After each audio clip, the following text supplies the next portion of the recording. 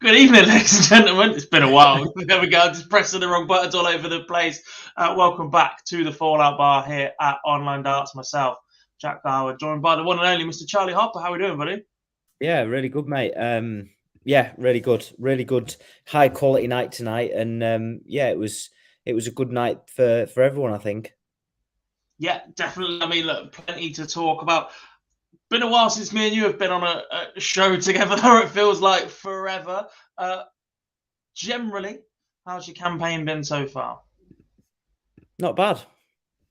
Not bad. Yeah, not bad at all, to be honest, mate. I say it's been a while, hasn't it, since we've both been on together. So it's nice to be back on talking darts. Like I say, the last time I really had a chance to sit down and watch the whole game was at Newcastle, which was a mixture. Remember much? A mixture of emotions for that one. But yeah, it was great. Really good, and the Premier League's motoring on, isn't it? It is indeed. We'll let a few more join us in the chat room, then we'll say hello to them. Away from darts, though, been a busy one today. We've had the Masters kicking off and the return of the county championship, which I presume you've been pretty buoyed about. Yeah. Oh, mate. I don't know if you saw the lad who got 100 for Yorkshire today.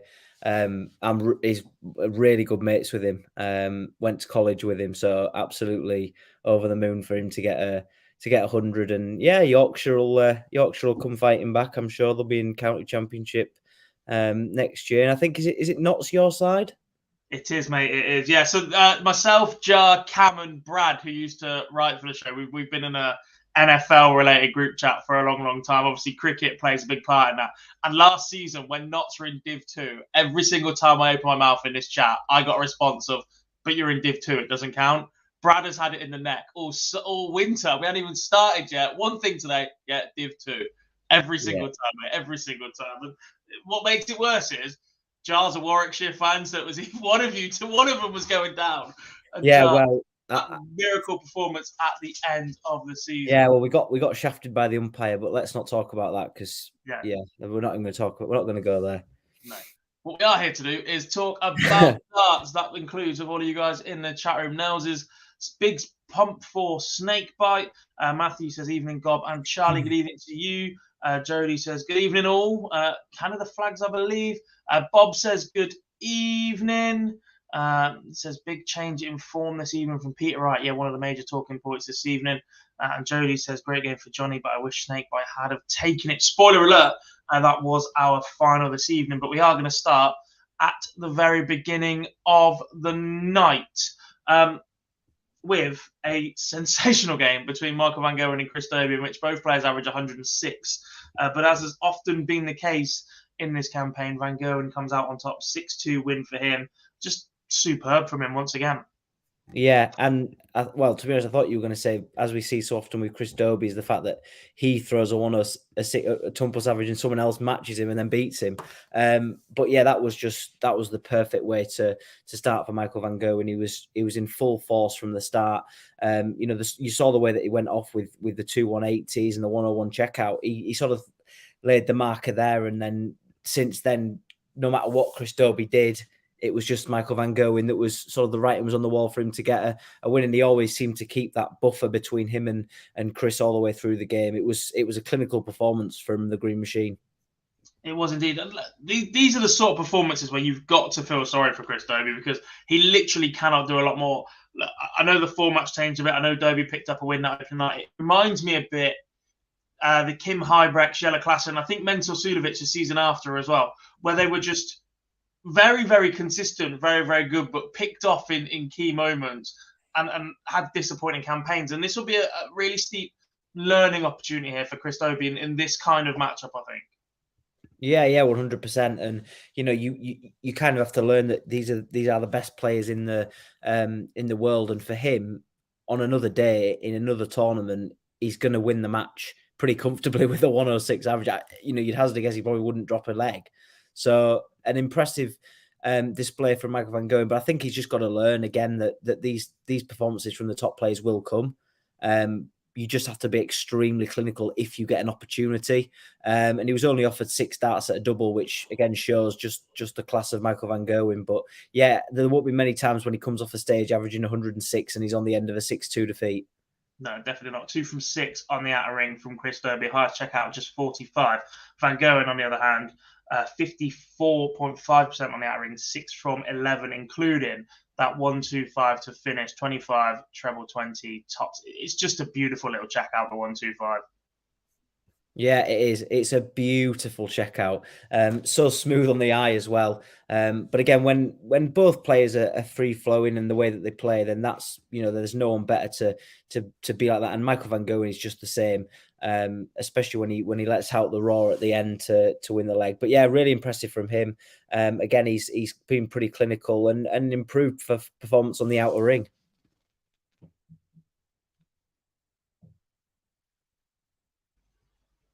Presume that was me and not you, this stupid house. You mentioned you were in Newcastle the other week.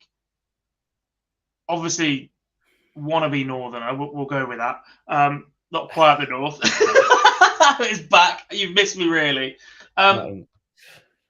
Let's talk about his campaign as a whole. Obviously, first time in there as a result of winning the Masters. Potentially, you could say it's still a little bit too early for him. Picks up that win opening night. It's been a bit of a battle ever since.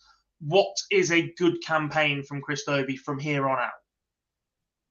I think at Newcastle he was unbelievable. That atmosphere, that was just. I'm not even a Newcastle fan. I'm a Middlesbrough fan.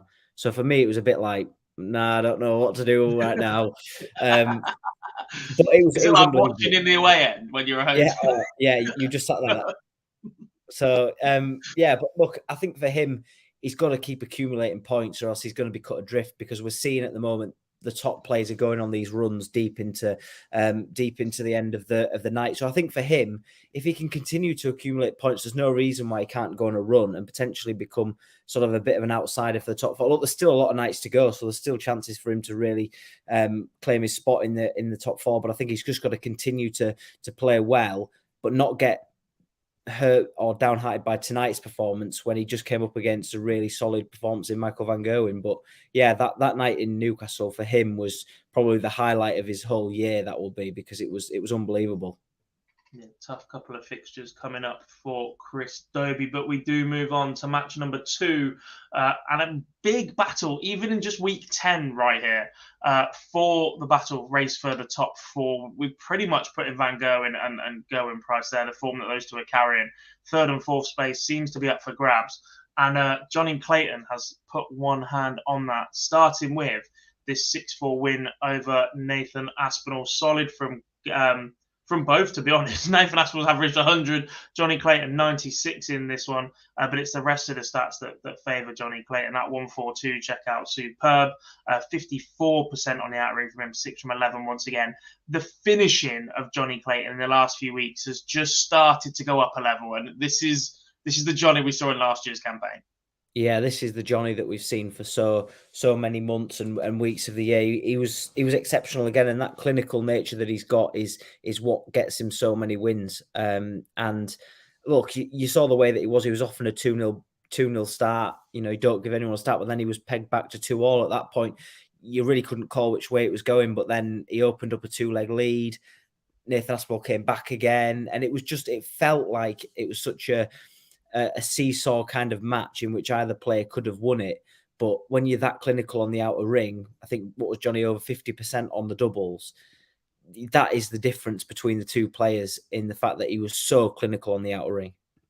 Yeah, Aspinall has almost taken on the Johnny Clayton role in the campaign this year. He's not losing many first rounds. His quarterfinal record this year has been superb. This one will hurt a bit, though. Comes away with a better average, carved out more opportunities on outer ring, but only took 4 out of 13 of those.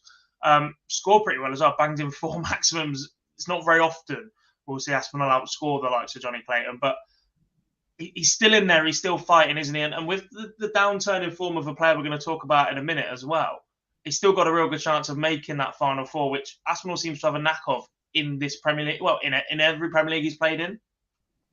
He's just gritty. He just likes to get involved in the gritty battles. And to be honest, even if he's 3-0 down or 4-0 down, you'd never count him out really, because there's still an opportunity for him to reel off a couple of legs and get himself back into the match. So I think he's someone that you can't rule out for qualifying. I think he's still got potential, but again, tonight it will just be maybe the one that got away for him. And that was probably the perfect opportunity to beat a player who's been in excellent form in Johnny Clayton. But yeah, look, I think he's still churning out results. He's still picking up points, and he's still accumulating and ticking over nicely. Again, it was just one that potentially got away for him today. It is. How critical will that be come the end of the season? Match number 3, and it's yet another victory for Gerwen Price. Arguably the man in the best form of all. His Euro Tour form in particular has been ridiculous of late. It did take him all 11 legs, though, to brush aside Dimitri Vandenberg.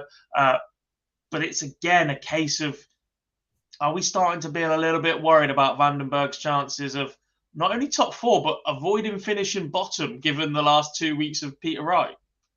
I mean, strangely enough, he's actually kind of gone under the radar in terms of people haven't even really mentioned Dimitri Vandenberg so far. I mean, look, fair play to him tonight. When you've got a Gerwen Price that's in incredible form and he's 3-0 up, he's cruising in the match, and you're only averaging 85, then the alarm bells are ringing. So to peg back to 3-2 and then 5-4 and then just force a decider, fair play to Dimitri Vandenberg. But as his luck has been over the last couple of weeks, it was Gerwen Price that edges him out, and that's kind of the way that he's probably feeling at the moment, is he's not getting the opportunities to potentially win matches. But it will be a bit of a worry for him, especially with the way that we saw Peter Wright go tonight. Yeah, 3 straight quarterfinal losses for Dimitri Vandenberg as we head to Brighton next week. But we'll talk about that matchup very, very shortly. We round out the quarterfinal performances with a 6-1 drubbing of Michael Smith at the hands of Peter Wright, despite once again the loser finishing with a higher average. It seems to be a bit of a theme this evening.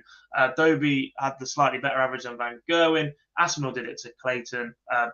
Gezi had the better against Dimitri Vandenberg, but Michael Smith beaten 6-1 despite averaging 99, just 1 from 6 on the outer ring. Great to see Peter Wright back in and contending. This is what the Premier League's needed. We don't need a whipping boy in a group of only 8 players. We're already seeing matchups often enough. If you've got somebody losing round 1 every single week, it makes the viewing for the rest just that little bit more difficult. Are we now concerned about Michael Smith in the same breath as the conversation we just had about Dimitri Vandenberg? Look, he's still in the top 4, just about, right now. He's lost in the quarterfinals 3 in the last 4 weeks. It's just not quite happening for Michael Smith right now. Look, he's not playing badly by any stretch of the imagination, but he just seems to me to just be coasting along. And if the results come, he's going to be happy with that. If they don't, he's also happy to just be off there. He doesn't have that tenacity about his game right now. Yeah, and to be honest, all you have to do is look at, last week, okay, Johnny Clayton beat him, and then he was beaten by Mike De Decker in the Euro Tour 6-1, a performance, again, you wouldn't expect. And tonight, no way did I call this happening. But look, Peter Wright's played pretty well. I thought he was impressive. The 1-2-5 checkout, again, was exceptional for him. But Michael Smith, I think people will be questioning, because you're currently seeing now what Michael Van Gerwen, Gerwen Price, probably throw Johnny Clayton in there now as the players who are really in form in the Premier League. Is this a worry for Smith? Potentially, because he could be cut adrift, and then it could be a battle to just qualify. Yeah, indeed. Jamie's in and says, hey guys, only a few more weeks of torture left. Yeah, indeed. He says, is it the injury for Smith? Now, I'm not 100% sure on this. I don't know the extent of how badly he was injured and how much that might still be plaguing him, if at all. But this also might just be that World Championship hangover. It's been long enough now. It's one of them, when you reach all of your goals in that moment, it's one of those, oh, is this it? Is this what it feels like, sort of thing? And we're far enough removed from that right now that actually that's just a memory, and you're gearing up for next time. You can't just cling on to that.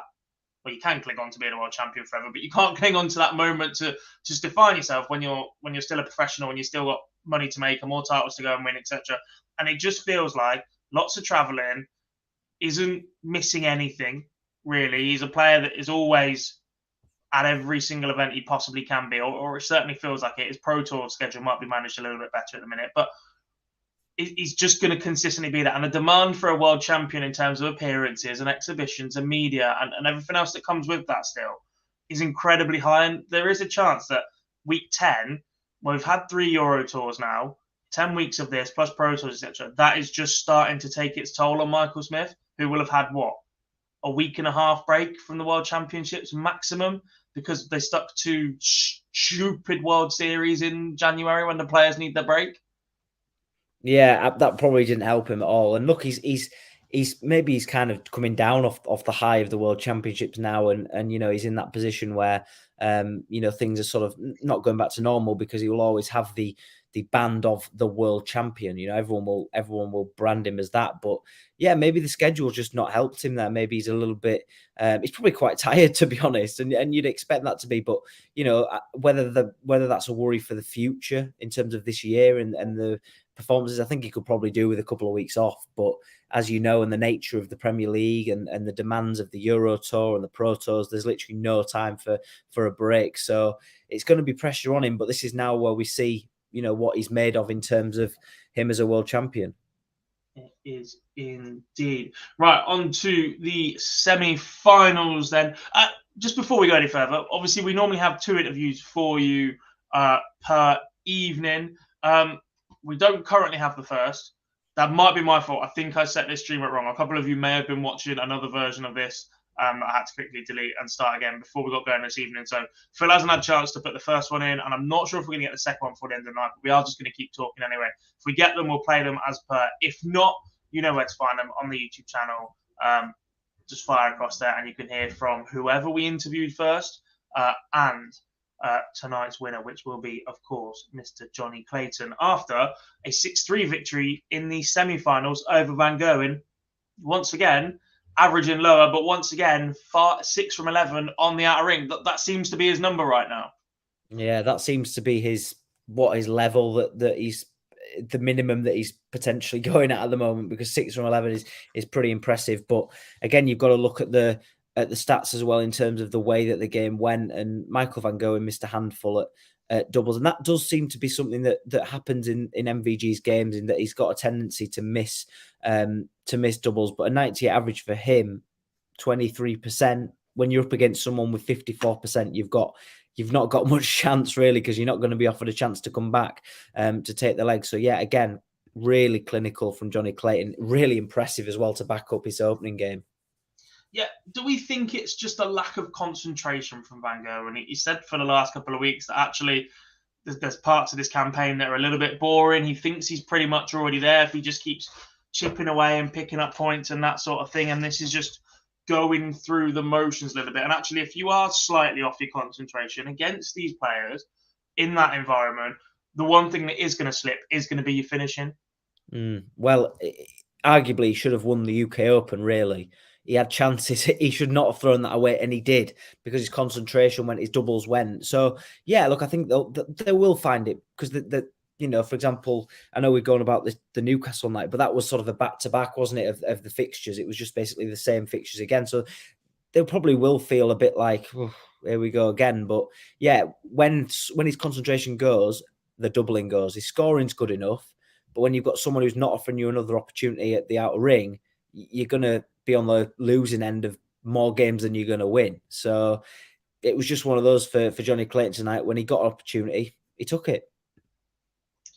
Jamie says, lack of concentration is lazy journalism, according to Sean Murphy, until he comes out with that line on commentary in 2.5 weeks' time, when he's been knocked out in the first round of the World Championship, because it's first round or goes on and does bits. And I'm back in the first round despite his current form. Semi-final 2, it goes all the way, an absolute battle in this one. Once again, the lower average winning. It's a huge theme of the night. Look, I know they're only a guide, but it is something worth talking about when we get to this position. But Peter Wright using all 11 legs to get over the line against Gerwen Price, holding it together brilliantly in that 11th leg. He did everything he could to throw that game away, did Peter Wright. He did everything. At 5-2, you'd think this is it, game over. And to be fair, once Gerwen Price gets on a roll, he is very difficult to stop. So from 5-2 down to get it to 5-all, your money would have been in the price camp. And for Peter Wright, who's been in really terrible form recently, to hold out, that's massive for him. That could be huge for him in the way that he's been playing. But again, 46% on the outer ring, 2 180s for Wright. I thought he was decent. I thought he was really decent, and to hold out like he did, that was impressive. It is indeed. Back to straight barrel darts, absolutely no coincidence that's seen an upturn in form, in my opinion. We know that's what it needs. Maybe he just needed that period of pissing around, for want of a better phrase, to get it out of his system, because it had been so long since he'd thrown something in a competition that wasn't a straight barrel dart. Yeah, and look, he's good enough to go on a run of 3 or 4, 5 nights of really good, strong performances where he reaches the semi-finals or the final, or even wins it. He's good enough to do that. So I think now that he potentially has found something that he's happy with, I know we say this, and next week he'll probably go back to those horrible barrels that are just disgusting to look at and fill up most of the bed. We'll just see, but I think he's maybe found something that, fingers crossed, he's happy with, and he seems to be producing pretty decent performances with. Yeah, I mean, look, he was brilliant on the Euro Tour of the weekend until he got spanked by Van Gerwen. Steady enough once again tonight. The final gets a little bit scrappy and edgy, as you expect. Straight barrel darts is the key to that. And Phil told us that after the weekend, he'd already arranged some ridiculous thing for tonight, but he was back with straight barrel darts. And that's just the thing to keep hammering home here. Keep his throw consistent, because he has changed his action a little bit in tinkering around with so many different darts, and just get back to doing what Peter Wright does best, which is competing, contending, and picking up titles. And if he peaks for the right time, got to start winning more games. Obviously, sits further off Vandenberg than if he'd won the final, which, by the way, went to Johnny Clayton. It's not a massive difference, Jamie, I guess. He says, what do you mean? What do you mean new style of throw? There are minor differences to the way Peter Wright adjusts the throw depending on what dart he's throwing, whether it's that little bit more wristy to get the angle of entry that he wants. There's little subtleties to how Peter Wright grips a dart and therefore throws a dart, follows through, etc. And he just looks so much better with a straight barrel dart. The way he sets up, the way he's just a nice little pace and rhythm. He's not the quickest, he's not the slowest, but he just takes it steady. So yeah, that's what I mean by that one. Into the final then, and spoiler alert, it is back-to-back victories for Johnny Clayton in cities that start with the letter B. Bear that in mind as we head into Brighton next week. Could he do the 3-beat? A 6-5 victory for the Ferret, Johnny Clayton. Look, once again, pushed all the way here against Peter Wright. Mismatched up. Either way, you thought the finishing was going to let Johnny down a little bit here. Just 6 from 15 in this one. 40%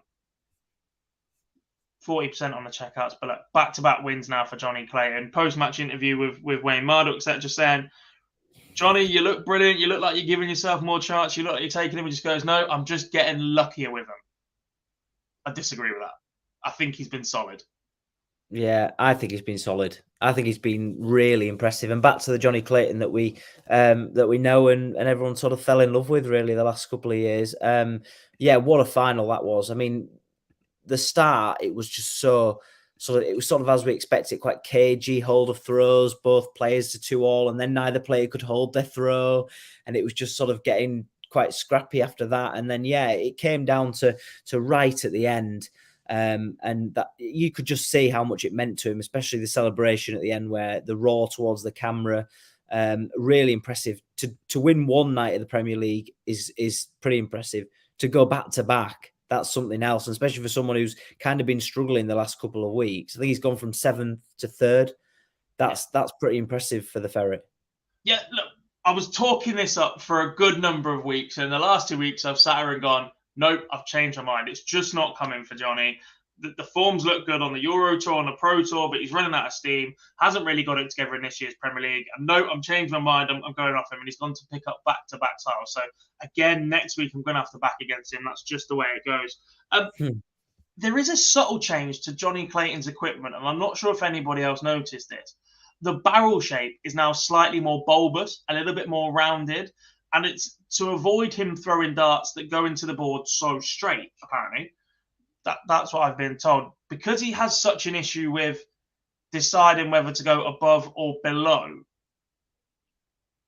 the dart in the treble bed, where he gets a dart that goes in so flat, he's looked for different ways around that. So he has made a subtle change to his barrel. It's not quite as flat across the main bit where before it hits the ball nose or tapering at the front of the barrel. It seems to be working for him. It's 6 straight wins in the Premier League now, 10 points in 2 weeks, jumps him up to 3rd place. But a superb run of form now for Johnny Clayton, and he's definitely back in contention for that Final Four now. Yeah, and to be quite honest, I think in terms of the Premier League, Gerwen Price and Michael van Gerwen have kind of been sat pretty happy with their performances, but I think Johnny Clayton will have probably opened their eyes a little bit and thought, well, hang on here. Yeah, not what they're going to be caught or anything, but the fact that Johnny Clayton is playing some very, very good stuff.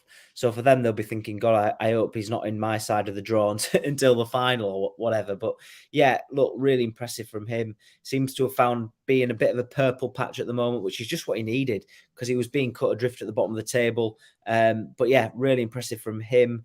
And again, the finishing was just exceptional from him tonight. And that was the real difference between him and the other players. It was indeed. As for Peter Wright, look, welcome return to form. We've mentioned that a couple of times. Still, what did he finish with? 5 points? 6 points? Still a way off Dimitri Vandenberg at the moment, but with enough weeks, he can climb off the bottom. What's realistic from Peter Wright here? Should he be mounting an all-out assault for the top 4? Do you think that's still possible with 12 points behind minimum, I think it is at the moment?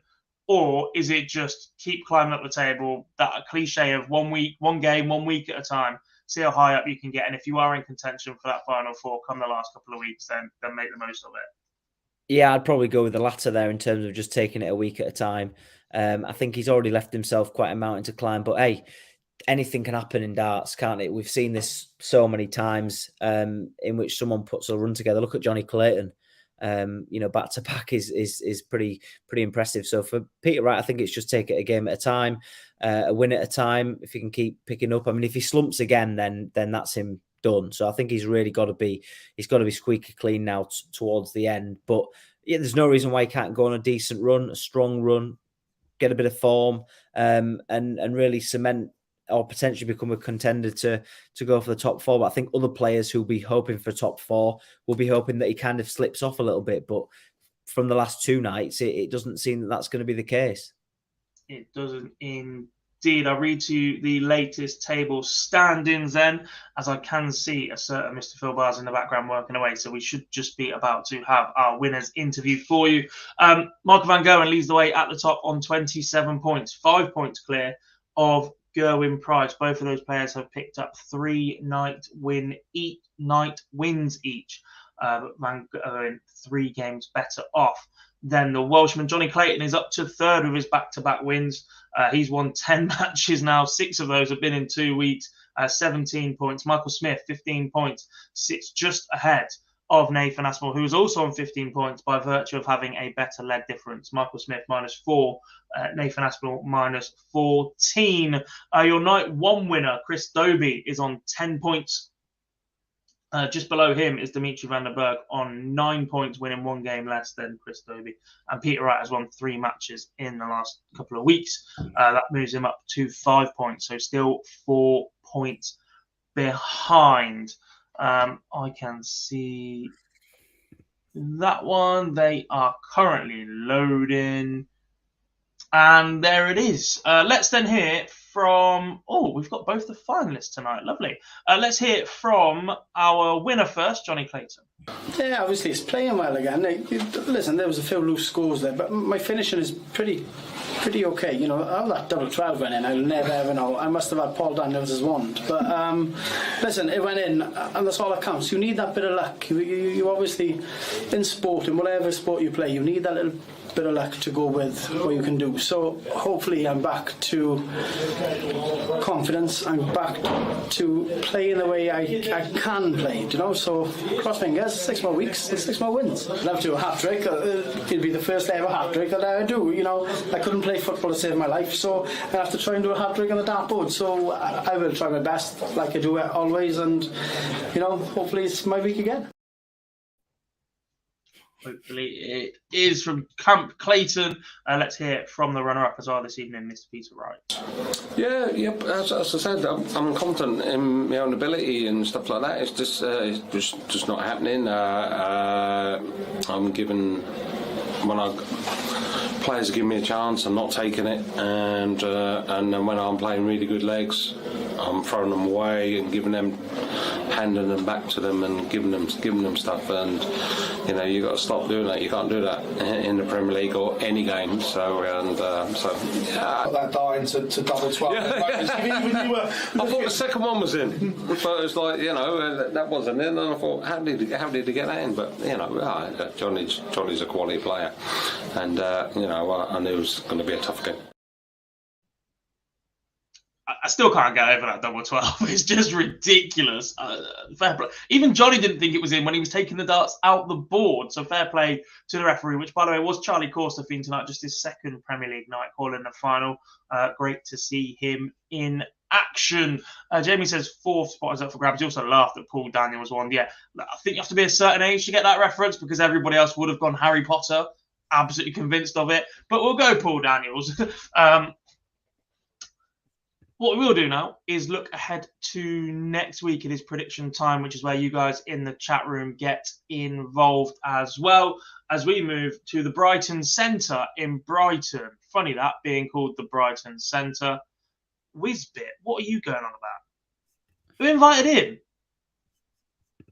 Charlie, what's Whizbit? Nope. Yeah, that one's... You've beaten us there, mate. To Brighton. Yeah, that really helps. Us two sat here going, what on earth? Yeah, brilliant. So just throw the show off in a tangent at 11:45. Why not? Prediction time for next week. You know how it works. Charlie, we start with Dimitri Vandenberg against Michael van Gerwen. Now, look, I'm not exactly sure what the numbers are, but I can tell you right now, this is one of the worst head-to-head records in this Premier League. Dimitri Vandenberg does not have a good time against Michael van Gerwen. And the way the form is, the way the tables are right now, there isn't a lot of me that can see that changing right now.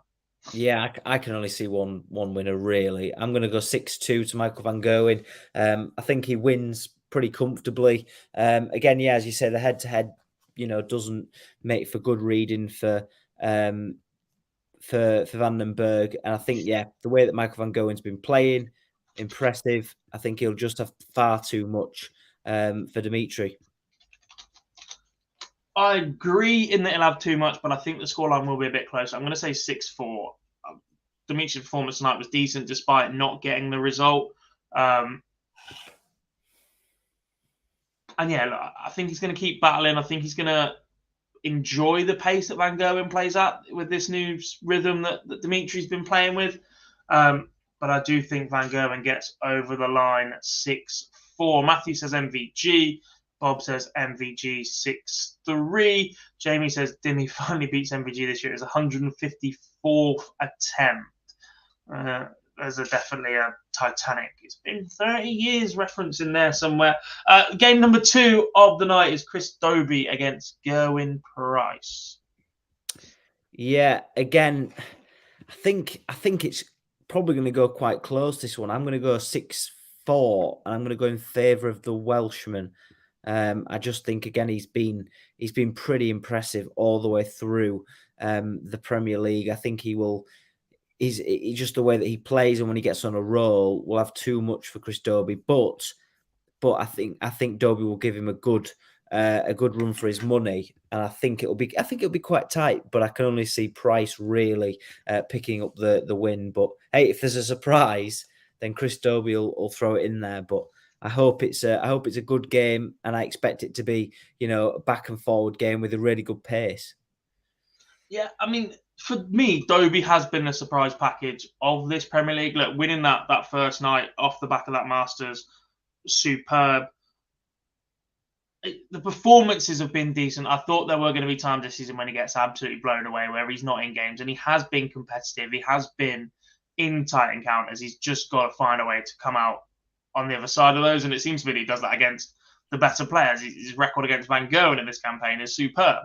That being said, Gezi is possibly the most informed player of the lot right now, despite the fact Clayton's just gone back-to-back in the Premier League. You look at the Euro Tour performances and Pro Tours and the level that Gezi is producing as well. I still think Price just edges this one, but I think it'll be another plucky one. I can see this going all the way. I've got 6-5 to go in Price in this one. But I would not be surprised to see Dobby go on and win this game. Jamie would be, because he's got Gezi 6-0. Matthew's got Price 6-3, and Bob's got Gezi 6-1. Third game of the night has just got really interesting given the last 2 weeks. Nathan Aspinall against Peter Snakebite Wright. I think this is going to go all the way, and I hope it goes all the way, because, you know, again, one player that's in resurgent form, the other player who likes to grind out results and will like to get to those gritty stages of the match. I think Peter Wright continues his really good, upturn in form, his recent upturn in form, to win 6-5. But I think this one could go either way. This one really could go either way. But I think Peter Wright continues his resurgent form. Yeah, I mean, that is a spanner in the works, isn't it? Like, this would have been an easy call for the last couple of weeks. Nathan Aspinall's only failed to win his quarterfinal in this Premier League campaign 3 times in 10 weeks, including tonight. The issue for Nathan Aspinall has been converting that into finals appearances. He's only been to 1 final in which he lost. He finished runner-up. The rest have all been semi-finals. So he's got to find a way to go further than that, but he has to get over this Peter Wright hump first. I'm going to say he does that. I'm going to say he battles through this one 6-4. I'm going to go with the Asp. I think we see a better level of performance from Peter Wright again and carries on. There's going to be a change at some point because that's just what he does, just as he's starting to look sharp. I think this weekend on the Euro Tour will play a massive part in factoring this, and my opinion could well change after the weekend. But as it sits right now, despite being good tonight, I'm going to say Aspinall gets the job done against Peter Wright. Bob's got Asp 6-5, Matthew Wright 6-4, and Jamie has Wright 6-2. And on to the final game of the night, Johnny Clayton against the final quarter-final of the night. Sorry, there's still 3 more games to play after this. Johnny Clayton against Michael Smith. As I said, Smith has only won been past the quarterfinals once in the last 4 weeks. Yeah. Again, this is so hard because of, as you said, the fact that Johnny Clayton seems to have a good record with places that the Premier League goes that start with a B. Does that continue? I think it does. I think he beats Michael Smith. I'm going to go 6-4 in this one. I think Michael Smith's slump continues, and I think that's when people will maybe open their eyes and think, actually, this could be quite concerning for him. And for Johnny Clayton, it'll continue his dream of potentially getting that hat trick that he alluded to there. But I think he beats Michael Smith. Yeah, I mean, the positive factor to look at here for Michael Smith is when he does win this first game in the last 6 weeks, he goes on to make the final. But he has lost his first game 3 times in the last 4, 4 in the last 6, 2 final appearances. Before that, he was on a solid run. It was quarterfinal, semi-final, winner, semi-final. So it's dropped off significantly since the first 4 weeks. However, as a Johnny fan, I should be backing Michael here because that's what I've done for the last 2 weeks and it's paid off. But I've got to be honest, I don't see Johnny Clayton not winning this darts match right now. He's just been brilliant the last 2 weeks. He's been so clinical. And if Michael Smith offers up any sort of opportunity, you just expect Clayton to take it right now. His finishing has been superb. And this is the Clayton we've been waiting on for the last 5 or 6 weeks, in my opinion. So I'm going to say Clayton wins this one 6-4. Still think he gets pushed. I'm still not there at the level that Johnny's going to blow people away in this campaign, but I just think he's going to out double them. And that's what you need to do to win a game of darts. So I'm going 6-4 to Johnny Clayton. Bob says Clayton 6-4. Matthew says Clayton 6-5. And Jamie says 6-6. Johnny wins in a 9-dart shootout. Make it a bit interesting. This is not the Super Series. We're going with that. Bob's also given us his semi prediction. He says Gezi 6-5 versus MVG first semi. Clayton v Asp 6-3 second semi. Interesting. Charlie, from your 4 winners, who is your winner next week? Good question. I'm going to go. I've nearly forgotten about that point. I'm just going to move on, say goodnight, and go to bed. I'm going to go with Gezi. I'm going to go with Gezi Price. I think he beats MVG. Unless MVG can just tidy up on the outer ring, then I think Gerwen Price will once again get the better of him. And then in the second semi, I think again it's Johnny Clayton who beats Peter Wright. And then I think it's again an all Welsh clash in the final. Shock.